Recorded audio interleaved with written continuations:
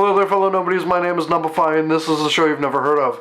On this week's episode, we kind of have a look around with Civilization's new game and a couple of the screenshots that have been released for it. We look at Star Wars Episode 7 and how it's already off to a slightly rocky start when dealing with the mythos of Jedi. And we look at Cards Against Humanity and the new packaging they have after a political feud. This and a few more things. Intro. Go.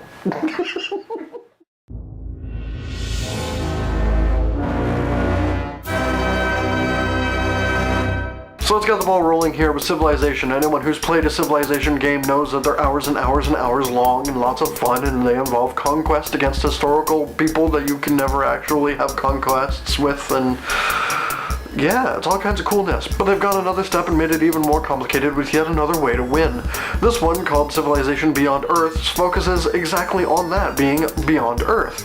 They've added an interstellar kind of thing with control over satellites and spaceships, and another way to win by making all of your population leave your planet to go to your other colonies.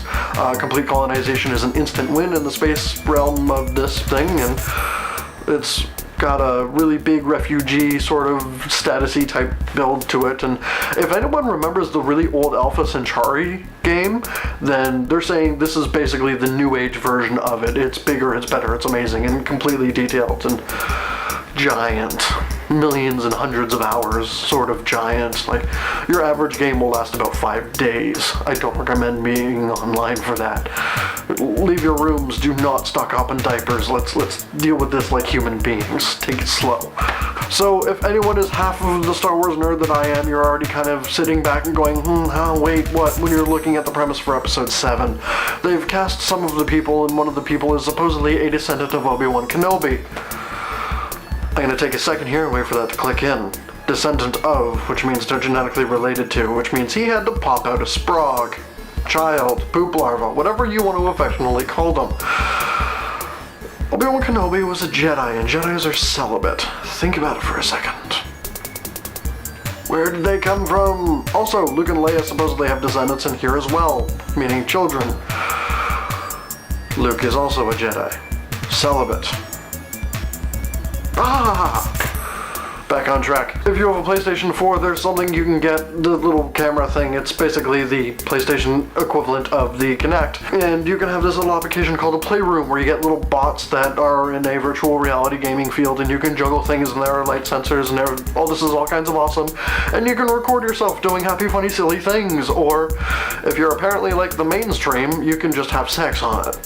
Seriously, people are using their Playroom as porn hubs. You just go and put on the camera and they get a bunch of viewers because people are fucking.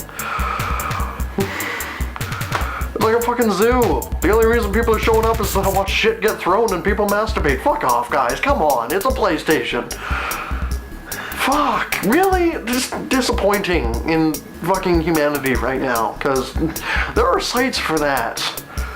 Go wank in your room with a laptop like everyone else. Fuck. This is still very much in the rumor phase, but it's still kind of one of those, really, guys, you went there? Facepalm. There are rumors that they're going to do a Sailor Moon movie. Yeah. It's okay. That's okay. Hypothetical casting has already started. Megan Fox wants to be Sailor Mars.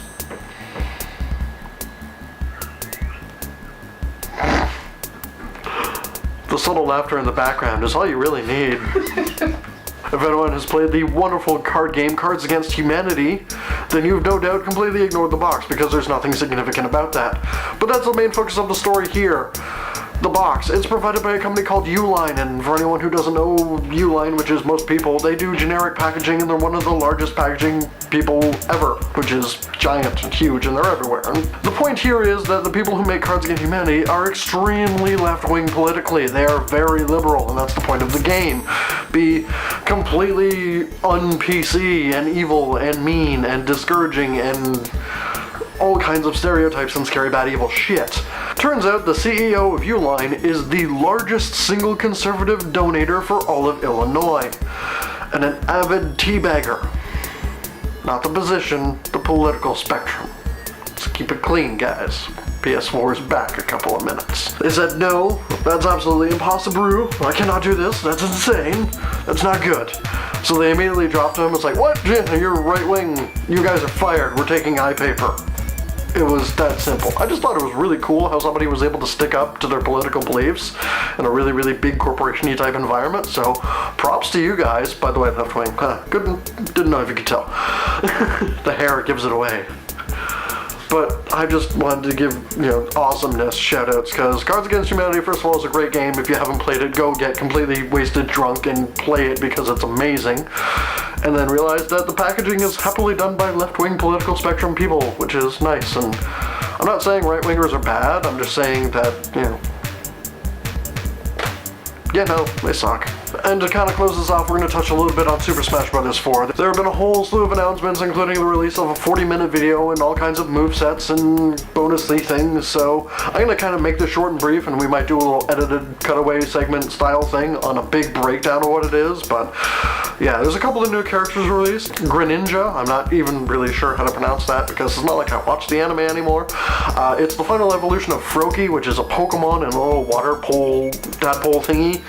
It basically jumps up and shoots water, shuriken, or throwing stars, whatever the hell you want to call them nowadays. And that's interesting. So there are now 3 Pokemon on the roster. There are a couple of people that we knew about, like Little Mac, who was new in there. Mega Man has made it to the list, which is really, really cool. But unfortunately, so has Rosalina from Super Mario Galaxy. Notable people who are missing include Captain Falcon, completely gone, and Ness, or anyone else from the Earthbound series, which is kind of sad. Alright, ladies and gentlemen, that kind of wraps it up for this week's episode. If there's anything else you want us to have a look at, leave us a link in the comment section below, fire us an email at numpsgamedump@gmail.com. Notice the silent K, it's kind of right in front of you. Here-ish.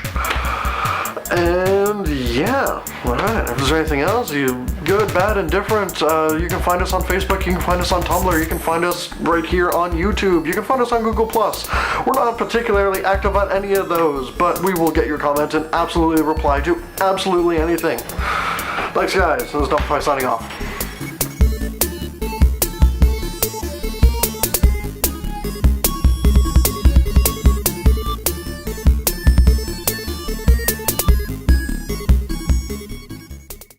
Yoda is an evil Sith Lord in disguise. Think about it. Wait for it. Okay. Do or do not. There is no try. This is wisdom everyone knows from Yoda that knows Yoda. Only the Sith work in absolutes. Mind blown. Ah!